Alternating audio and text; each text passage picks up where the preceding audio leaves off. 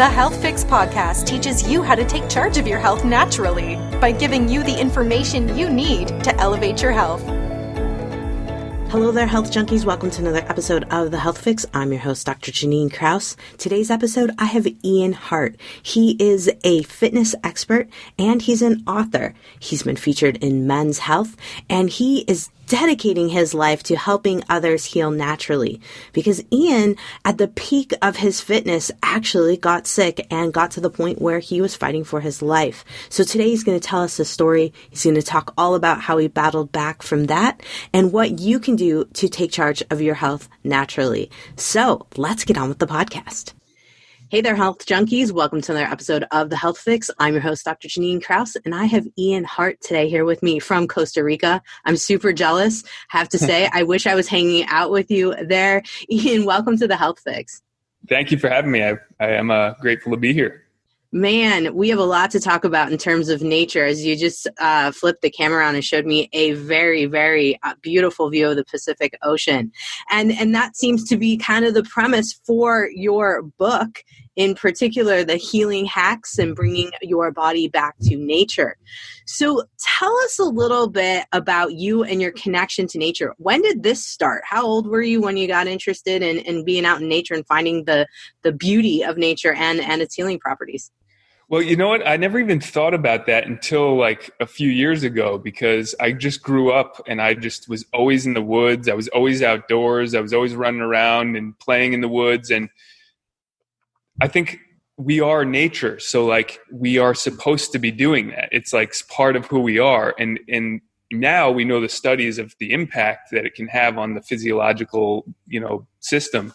And so, then I moved, I lived right outside of New York City, about 60 miles. And I moved, my dream was like to move into the city. I went into the city, started worked there for 10 years, was working as a personal trainer, then became a manager, et cetera. And so I was in that mindset, which is a super unhealthy mindset. I don't think anybody is supposed to be surrounded by that type of stress, physiologically, psychologically, et cetera. And I was pushing myself really, really hard, both work and then training super hard. I was heavily into training and exercise. And there was just a lot of stresses, other stresses that I get into in the book that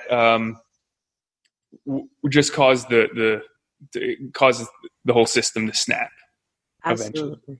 Well, it's not an uncommon story. I mean, I think a lot of people go to the city in dreams of these big, huge, high-powered jobs, and you think about being in the office in the corner and looking over the city, and then all you want to do when you get in that job or when you get close to that job is get the heck out of there. Exactly. It's funny how that happens. And I had that happen to myself as a kid growing up north side of Chicago. I was like, yeah, I'm going to go in the city. I'm going to work in the city. I'm going to do the city thing and ride the train. And it's so cool. Yep. And then I was like, whoa, I need to move to Colorado. And so moved to Colorado. Now I'm in Washington. And my mission is like find any place that I can to get outside. Right. And so it sounds to me from your story that you had a couple other things going down in terms of getting pretty sick and quite sick, even hospitalized is what I heard from your story. Yeah. So in the book, I talk about allostatic load, and that's like the sum total of stressors that your body can take. And so it wasn't just one thing, although I do attribute a lot of my illness to one thing, which is fluoroquinolones, which maybe I'll get into. But I also had my whole mouth filled up with amalgam fillings. Oh. So I had them since I was a kid. I also, say that when I went through OCS, officers training for the Marine Corps, where I lined up for a bunch of vaccines. Mm-hmm. And I was never really the same after that. And it took me a while to piece these things together. And so I wasn't physically or mentally really the same after that. And so then I was training hard. I got sick. I was like super focused and driven mentality. I'd written an article for Men's Health for training for a specific race. And then I was running that race and I wanted to win the race. So I could be like, yeah, I wrote the training program in Men's Health, and then it's a Men's Health race and I won, and like this would help solidify me as, an expert. And so all these things, and it was a lot of ego involved into it. And I got sick before the race, and I was just so stubborn. I said, I'm going to run it anyways. And I wasn't planning on winning it this time, but I was just like, I'll just run it. And it was a bad idea because it messed up my system. I ended up with walking pneumonia. And then that's when the real problem started, is I was given a fluoroquinolone, which is called Avalox, which wasn't even approved for the market, which is like a low dose of chemotherapy. And I had no idea what it did, what it does, and the potential side effects of it, which is, anybody listening to this, research it, because it is some of the most horrifying things that can happen to people. It destroys tens of thousands of lives. And so that really is what started taking me out. And I started to end up with gut issues, brain inflammation, encephalopathy. I had no idea what it was. And I was so luckily I was mentally and physically strong that I had a lot of willpower, that I pushed through some of this while starting a business. But my brain was inflamed for a year and a half of just constant headaches, gut inflammation, leaky gut, issues with the immune system, and it just spiraled downward until eventually my intestines twisted and I ended up in the hospital. Oh, man. And so that's where I made, it had been 2 years kind of leading up to that point in the hospital. And I just didn't really want to live that way anymore. I didn't want, it was either something had to drastically change, or I didn't want part of it, right? The thought of living was more painful than the thought of just ending it. And so I made a declaration in the hospital that I'm going to get myself out of this. And when I do, I'm going to share with people how I do that. And that's where we talked about the $1,800 a month medication. I was told by the doctors, you need this medication. You're going to have, I was diagnosed with Crohn's disease. I was also told I had Lyme's disease as well at a different time. So it was a bunch of different things. And they told me, you need this medication, $1,800 a month. And I went home and researched it, and it's not even proven to work. Huh. So I was it was like a 50-50 shot. Yeah. And then there's a rebound effect if you decide you want to come off of it, the potential rebound effect, which, so I was I don't think I really want to do this. And I had a bunch of friends who were already in the holistic realm. I called up my buddy, Dr. Peter Osborne. Yeah. As I was standing in the line about to pick up the medication, thinking really my intuition's telling me no, but this is how they get you. It's they tell you need this stuff, and that it's, you're going to have it for the rest of your life. And you're just wait, these are the doctors. They're telling you, they have to know what they're talking about, right? There's no possible way that they would tell me anything wrong. And the funny thing is I already was in the health realm. So I already knew a lot.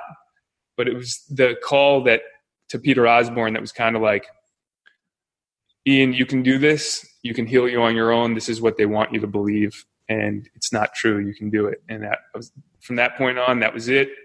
And I went holistic from that point on, and took a lot of trying of endless things. But I quickly saw that the holistic route worked way better. I had much better results, much faster. And the first thing I did was work with someone in Hong Kong, and all I did was send him my hair sample. And and he did way more than for me in 3 months than I'd gotten by anything in the last 2 years. Actually, everything that I did with the doctors mostly made me sicker. Yeah. Yeah, sadly, as a naturopathic doctor, I see this all too often, and usually I'm seeing folks after they've either tried the medication, or in your case, they were like, yeah, no, I can't do this. I can do this on my own. I just need some guidance. And right. With Crohn's, Crohn's we're talking about, and for folks that don't understand Crohn's, this is an inflammatory condition of the gut, very, more or less autoimmune attack on the gut.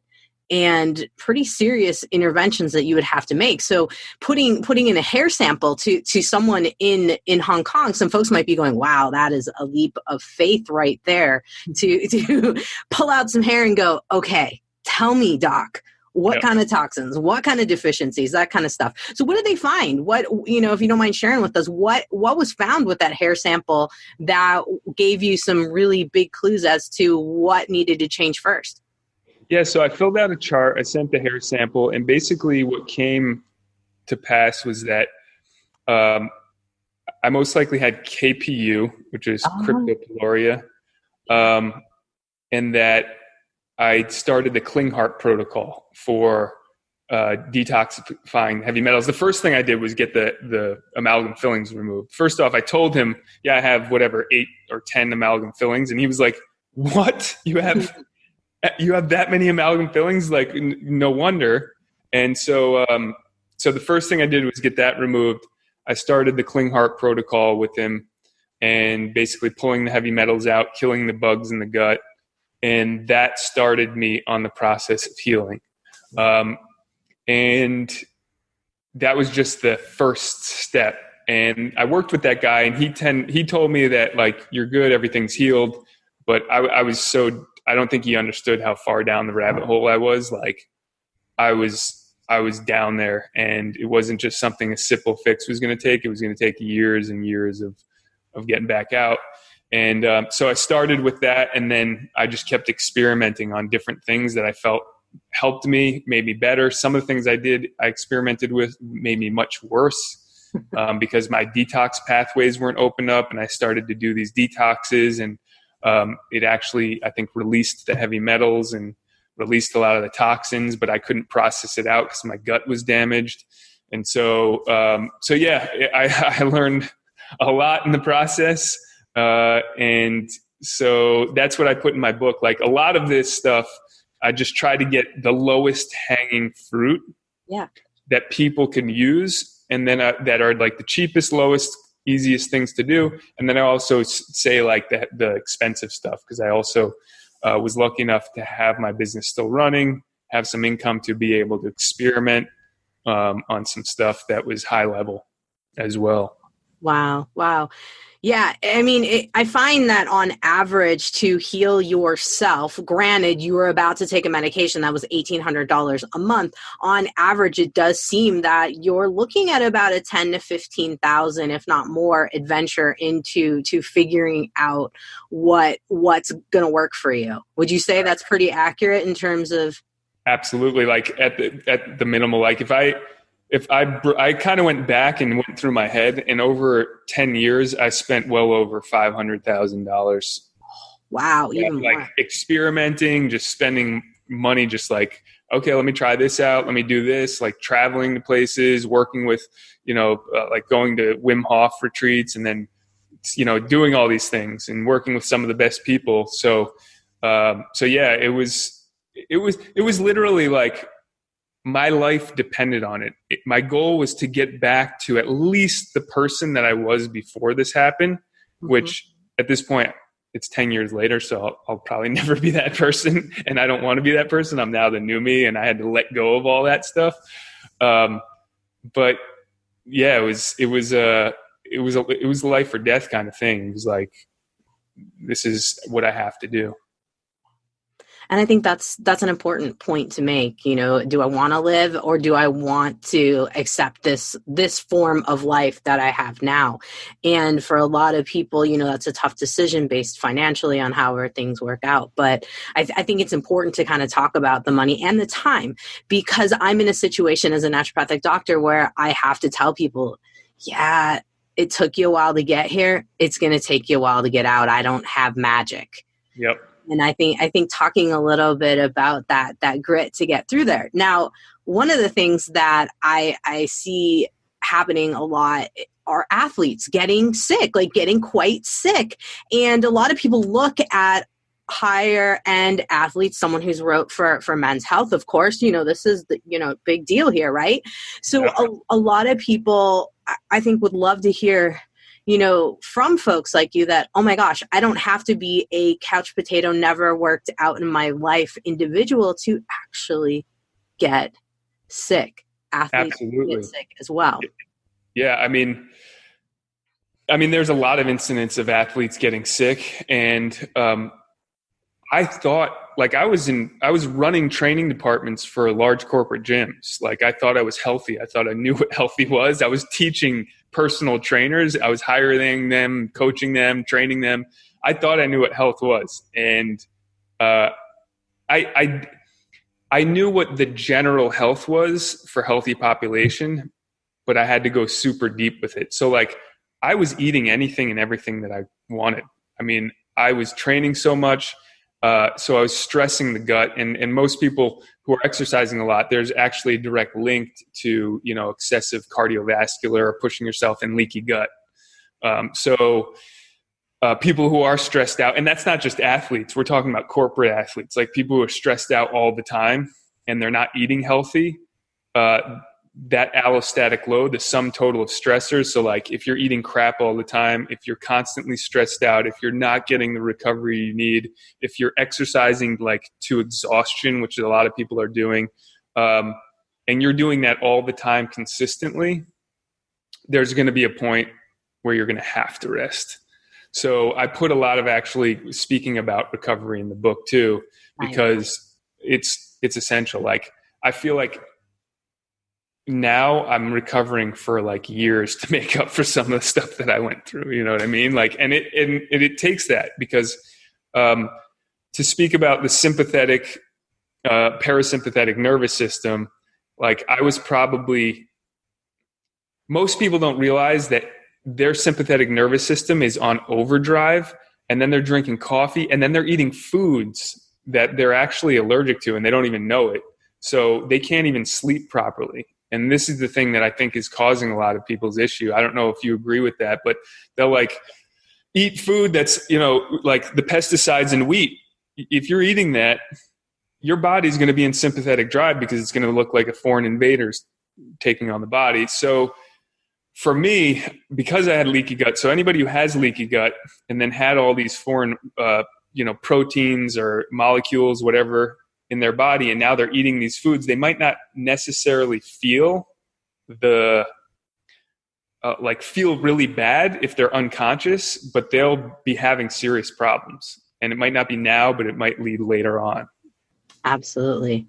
And if people were going, okay, maybe am I having signs? What were some early signs that you had in your digestive system that things might be off? So I mean, I like in the book, I put the stool test, basically looking at your stool. Okay. I started to, and I didn't know about this, but you started to recognize things like when you go to the bathroom, you're kind of like, well, that doesn't seem normal, right?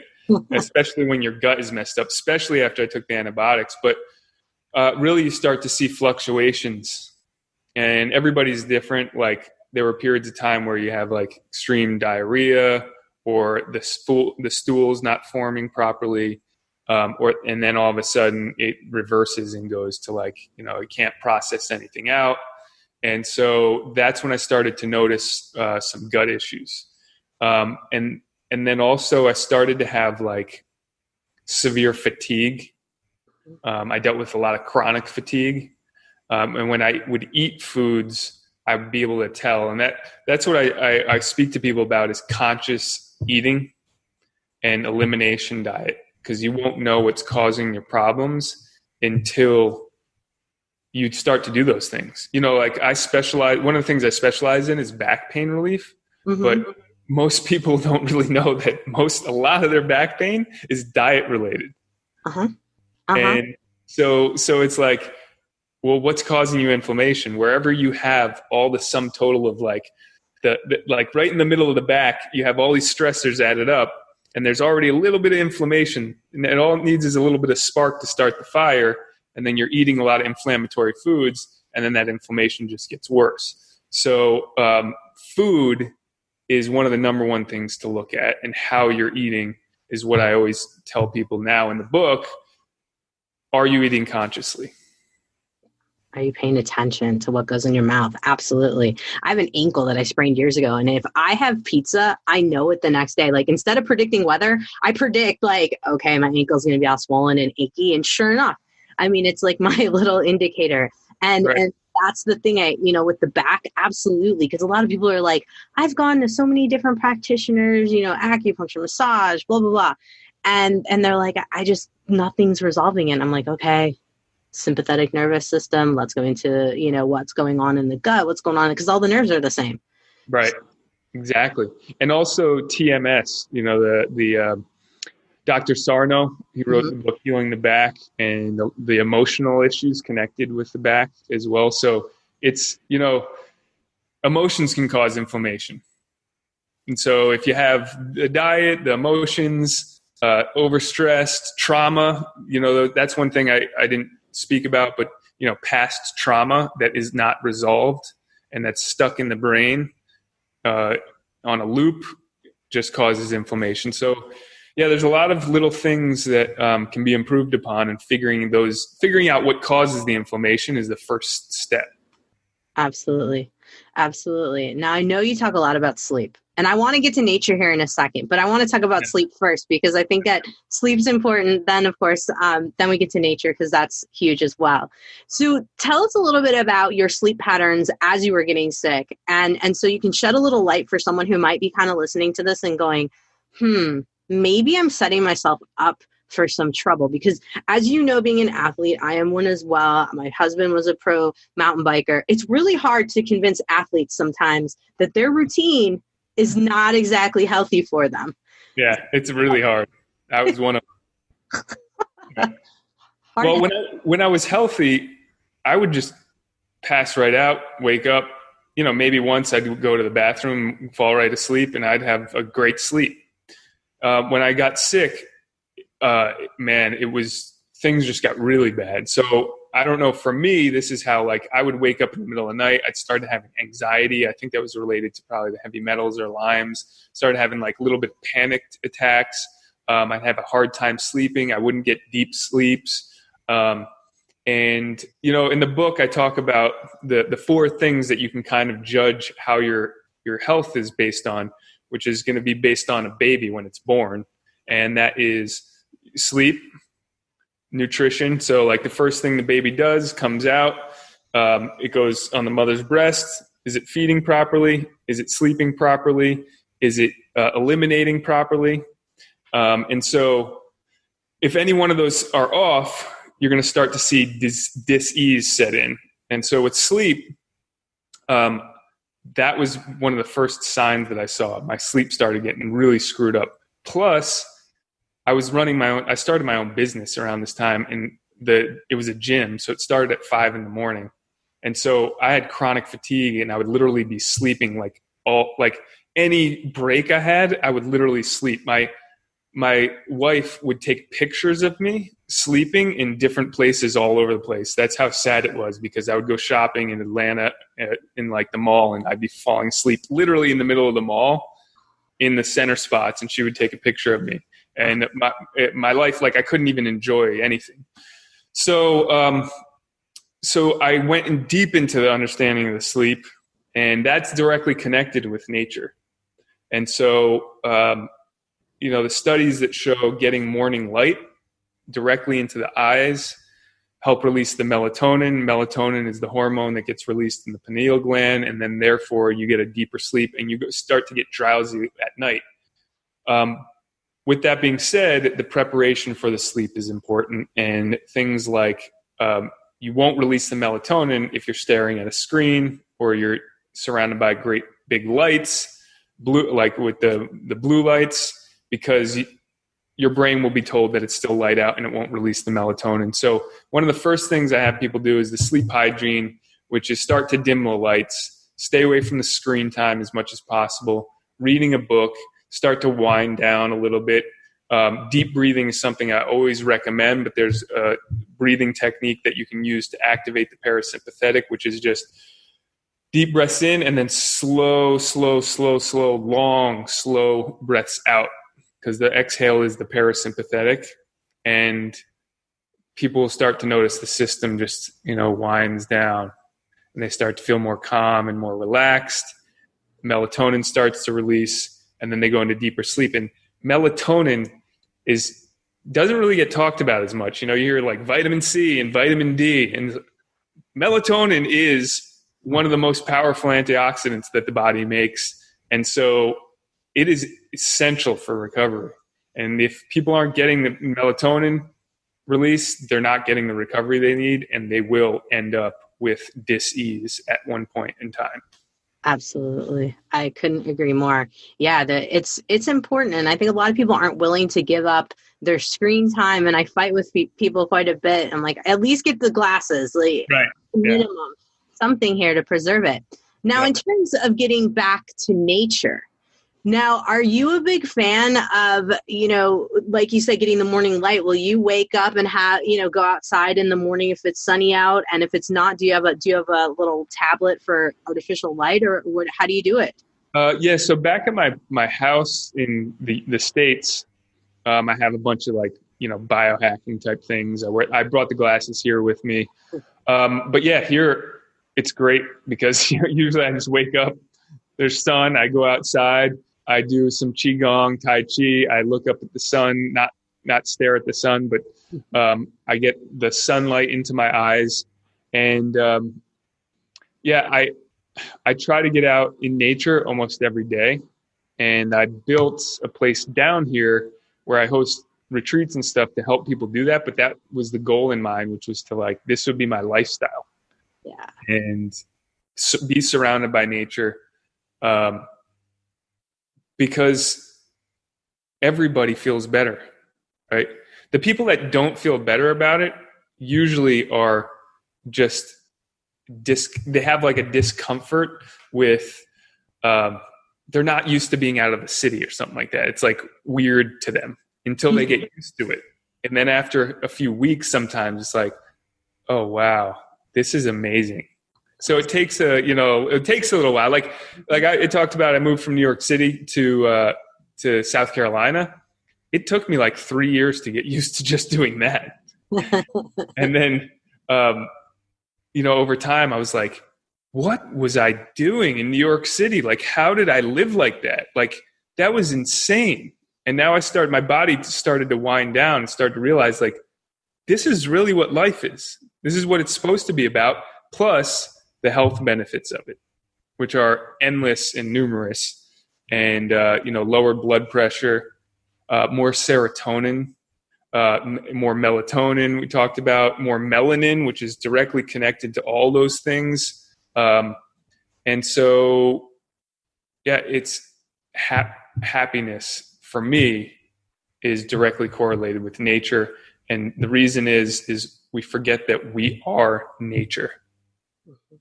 I study these birds that I sit out on my deck, and I just think, they don't have to really do much. They have food, they're flying around, they have tons of food, and they're not stressed out like us humans are. And, I see these parakeets flying around in flocks, and they look like they're having fun. And I grew up with a parakeet in a cage. And I think about the parakeet, and it's he doesn't know what it's like to be free. He has no idea how to fly. And that is a lot of what I think about some of the people that live in cities now. It's they don't even know what it is to feel freedom. True freedom to be able to be out in nature and get food. And so it's an amazing thing once you reconnect with it. Absolutely. Absolutely. I mean, some of my favorite experiences are just floating in the ocean, just literally arms out, legs out, and just looking up and just feeling the waves take me. And I'm like, this is so fun. Yep. Not even care in the world, just floating. And I think for a lot of people, a float center could bring them close to that. But there is something really special about being outdoors and really bringing yourself back to nature. So what kind of things would you recommend for folks who maybe are a little more city-like and they're wanting to dip their toes in, but not quite sure how to go about nature? Because they're like, man, I go on a hike, I might get lost. There's bugs. What do I do? Yeah. So in the city, luckily there's parks everywhere in the city. So I would try and, go to a park at least, daily if you can, once a week, and then try to get out of the city. I used to get out of the city when I was in the city, at least every other weekend. And in the summers, it probably was every weekend. And I would go out, just spend time in nature, go for hikes. So yeah, I mean, it's fairly simple. Like things I recommend is, grounding. Most people sometimes have a hard time grasping, but we are electromagnetic beings, and we are powerful electromagnetic beings. And the earth is like a battery, and it's like the motherboard of the batteries. And we are connected to that motherboard. And the more connected we are, the more energy we have, and also the lower the inflammation too, because grounding in this electromagnetic currency is like antioxidants. So people taking off their shoes, putting their feet into the ground, if they can get into the ocean, it's one of the best ways of grounding. The negative ions are high, and that's what we want to be surrounded by, high negative ions. So beaches are great. Waterfalls, if somebody can get to a waterfall, is a great negative ion donor. And then if you can't, like things that I mentioned, is there are tools with electromagnetic frequencies that can recreate that type of frequency, and things like pulsed electromagnetic therapy. But if you're in the city, go out and literally hug a tree. I know it sounds super hippie, but I've done this and I've studied it, and you will feel the more in tune you are with yourself and nature, you will literally feel the energy of the tree. Yeah. And you will feel it flowing into you. And connect your feet to it, meditate in nature. This is not just something I'm making up. There's actually thousands of scientific articles on this stuff. So you're healthier, better blood pressure, longer lifespan, etc. And the list goes on and on and on. I can't agree more on that for sure. I mean, yes, the articles are there's a plethora. So if you guys are listening to this and going like, oh my gosh, I'm not going to go hug a tree. You could shake a tree's hand. The furs are friendly. They don't bite. One of my girlfriends always taught me that to tell the difference between like a fir and a spruce. You can shake the hand of a fir because it's nice and soft on your fingers. And so if you want to do that, if you're scared to hug a tree in front of anyone else, shake their hand. Yeah. Or just put your hand on it. Yeah. And I'll say this really, this is very important. Like you can see how babies react. And with my kids, as soon as they'd get upset, I would take them out into the trees and they would instantly calm down, and they'd start to look around and they'd calm down. So it works. Like it works with babies who are upset. I'd have them touch the tree, and they touch the tree, and you'd see them calm down. Oh, I love that. That's awesome. I do not have children myself, but I know that my dogs instantly, as soon as we are out of the city, are like the spasm.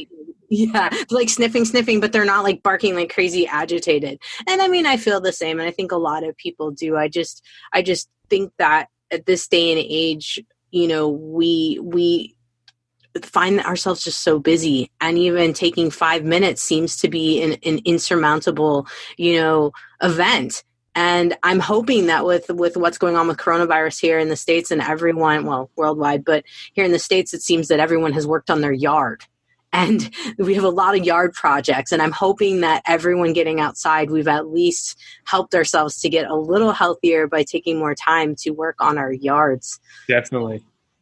I think it helped a lot of people, from what I've heard, reflect more and go outside more. And they're kind of like, what was I doing before? Like, this is actually something I needed, even though the craziness of it, there is a lot of positives to it. And it's, for me, it's actually been one of the best times of my life.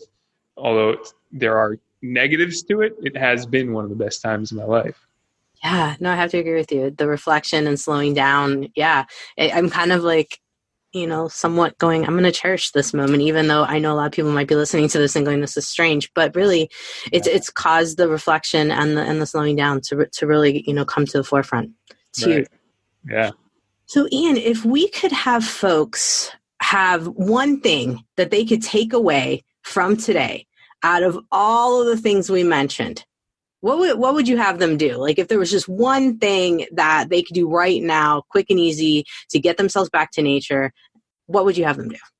Yeah, so the number one thing that I always recommend everyone, the lowest hanging fruit, is breath work. And I'm a Wim Hof instructor. If you don't know who Wim Hof is, you should Google him. He's pretty much in the mainstream now. Like 1 in 3 people I know knows about him. And he has like 26 world records. The Wim Hof method is breath work, specific type of breathing, and then cold therapy. But if you just do the breathing, you can do it anytime, anywhere. And all you have to do is breathe. And it's a simple method. You take about 30 to 50 breaths in, full breaths in, fully in, and then about halfway out, and then in again. You hyperoxygenate the body. Once the body feels oxygenated, you always do this laying down or seated in a safe place because you could get dizzy. Then you exhale. This is the basic method. You exhale all the way out, you empty the lungs out, and you hold the exhalation. And then until your body says it needs or demands that oxygen, you'll be surprised how long you can hold your breath without any oxygen in the lungs. You take a full deep breath in when the body triggers it, and then you squeeze a little bit of oxygen. You know, if you're a beginner, not too intense, just squeeze a little bit of oxygen to wherever you need it. And that alone, and you can do multiple rounds of it, will help with reducing inflammation, detoxifying the body, depression, anxiety, every single part of the body and the system, the cells, because oxygen and CO2, which people get, CO2 gets a bad rap. When you do this, you're actually regulating the ratio of oxygen and CO2. And, CO2 is low CO2 in the brain is actually directly linked with almost every single mental health issue. So when we hyperoxygenate the body and then we exhale and hold, the oxygen starts to go down, the CO2 goes up, and then the CO2 vasodilates all the cells. And then you take a breath in and it shoves oxygen into all the areas that you need it. And then you'll start to spark the healing process. And so that's the simplest, basic thing anyone can do anywhere. I do it on the plane. I do it wherever. I do it every morning, and it can be life-changing. And one session can ultimately change people's life. It can release trauma from the tissues, from the muscles. So yeah, it's pretty profound. I love it. I mean, it's definitely a great healing hack because it's working on circulation. And for so many of us, circulation is kind of the root of a lot of problems. Absolutely. Many ways, and whether it's bringing the toxins away, getting oxygen to heal, whatever it may be. So excellent tip for the folks there. Thank you so much. So we have your book, Healing Hacks, bring your body back to nature. And where can folks find you? I know the book's on Amazon. Where else can folks find you if they want to know more about you? They want to learn about maybe if you're doing some retreats, all of that. Yeah, sure. So backpainreliefforlife.com. You can find me, that's one of the websites, My Back Pain Coach on Facebook. And then you can find me at EarthFit on Facebook as well. And then on Instagram, it's just Ian R. Hart. Okay. At Ian R. Hart. Okay. Perfect. Yeah. Perfect. So usually on Facebook is where I post most of my stuff about retreats and stuff like that. Excellent. Yeah, folks, Costa Rica retreats. I don't think I need to really say anymore. Name sells itself, and then we've got you. It's perfect. I mean, what else could anyone else want? It sounds like a great mix. So, folks, I will put everything on my Facebook, but also on my website at drjkrausend.com, so you can check out everything from the Health Fix podcast. Ian, thank you so much for coming on, sharing your story, and telling us all kinds of good information. I really appreciate it. Thank you for having me. I really appreciate it. Hey, Health Junkies, Dr. Janine Kraus here. I hope you enjoyed my podcast. Guess what? I have a Facebook group. It's called Anti-Aging Health Tips with Dr. Janine Kraus. So if you want a little bit more of the Health Fix podcast, head over to my Facebook group and let's chat. Now, I'm also offering a health transformation and restoration program. It's a one-on-one with me, and it's for folks who are sick and tired of going to doc after doc and health coach after health coach and not seeing the results that they want and deserve.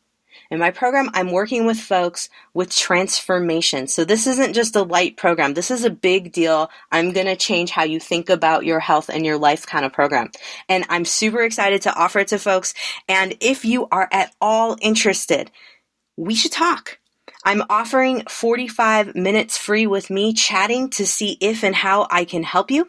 And you can get all the details over at my website, drjkrausnd.com.